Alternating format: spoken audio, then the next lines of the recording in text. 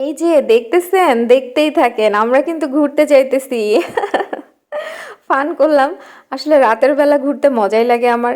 তো আজকেও বের হয়েছিলাম রাতের বেলা, তো তখন প্রায় 9টা পার হয়ে গিয়েছিল। আমাদের ইচ্ছা ছিল যে ফুচকা চটপটি খাবো, কিন্তু আমাদের ভাগ্যটাই খারাপ। ততক্ষণে দোকান প্রায় ক্লোজ করে দিয়েছে, মানে ওরা দোকানের সব কিছু গুছায় ফেলতেছে। আর এই জায়গাটা যারা রংপুরের তারা তো অবশ্যই চেনেন, বলেন তো অবশ্যই কমেন্ট করে জানাবেন এটা কোথায়। তো এখানকার ফুচকা চটপটি আমার অনেক পছন্দ। আমি ফুচকা চটপটি খেলে এখানেই খাই। আর এই দেখেন, তারপর ওখানে ফুচকা চটপটি না পেয়ে আমরা শাপলার ওখানে চলে এসেছি।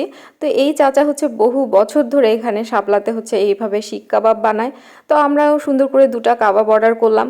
আর আমাদের একটু ক্ষুধাও লেগেছিল। তো উনি এভাবে বাতাস করে করে শিক কাবাবগুলো আসলে বানায়। পরিশ্রম আছে। আর আমরা তারপরে শিক কাবাব অর্ডার করলাম। তো ওখানে আসলে মানে ভালো বিক্রি হয়, ওখানে অনেকেই সিরিয়াল দেয়।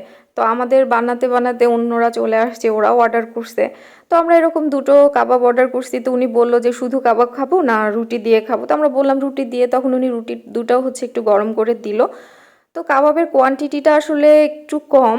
মানে আমাদের যেহেতু ক্ষুধা লাগছিল, একটা করে কাবাব খাওয়ার পর আমাদের পেট ওভাবে ভরেনি। সাথে মানে আরও একটা করে খেলে হয়তো ভালো লাগতো, কিন্তু আমরা যখন আমাদের এটা দিচ্ছিল তখন অন্যরাও অর্ডার করছে। তো এগুলো বানাতে একটু সময় লাগে, যেহেতু উনি ওখানে ইনস্ট্যান্ট বানায়, যেহেতু পুরে পুরে বানায়, একটু তো টাইম লাগে।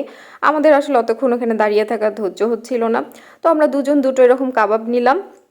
মানে অনেকটা এটা কিন্তু বার্গারের মতো লাগতেছে, তাই না? তো আমরা দুজন দুটা খেলাম, খাওয়ার পর আমাদের মনে হলো না, আমাদের আসলে অন্য কিছু খেতে হবে। তারপর একটা হোটেলে গেলাম, ওই হোটেলটার হচ্ছে পুরি, ডাল পুরি কিন্তু অনেক মজা। কিন্তু আমরা যে সময়টা গিয়েছিলাম ডাল পুরিও প্রায় শেষের দিকে। তো কি আর করা, তারপর যে কয়টা ডাল পুরি ছিল নিলাম, সাথে দেখেন গুড়ের জিলাপি, ডাল, ভালোই লাগছে খেতে। তারপর আমরা চা খেতে চলে আসলাম একটা জায়গায়। এখানকার র চাটা খুবই মজা। মানে প্রশংসা করছি না, সত্যি র চা আমি সব জায়গার খেতে পারি না, ভালো লাগে না, তিতা লাগে। কিন্তু এখানকার র চাটা লেবু দিয়ে করে এবং উনি যথেষ্ট ভালো বানায়। আর দোকানটা দেখেন সাধ্যের মধ্যে কত সুন্দর করে ছোটোখাটো করে সাজিয়েছে। আর আমরা যত রাতে এসেছি দোকানটা ফাঁকা ছিল, পরিবেশটা অনেক সুন্দর ছিল। তো বাসায় যেহেতু পিকুকে রেখে গিয়েছিলাম, আমি আসার পর ও তো আহ্লাদ করতেছে, আমার কোলে চড়ছে। তারপর আমার সাথে অনেকক্ষণ খুব ঢং ঢং করলো, এখন আমার এই যে কোলে ঘুমাচ্ছে। তো যাই হোক, ও আরেকটা জিনিস আসার পথে হচ্ছে এই যে আমার হাজবেন্ড আমাকে আবার সুন্দর সুন্দর কিউট কিউট মিষ্টি কিনে দিছে। আসলে মিষ্টি আমি অত বেশি খাই না, মানে রেগুলার যে মিষ্টিটা সবাই কেনে, তো একটু ডিফারেন্ট টাইপের মিষ্টিটা আমার পছন্দ। তো আজকেও আসার সময় যে এই যে এই মিষ্টিটা, এটা নিছি, এটা ভালোই লাগে খেতে। তবে একটু এটা বেশি মিষ্টি বেশি খাওয়া যায় না, আমি তো আস্তে আস্তে ফ্রিজে রেখে খাবো।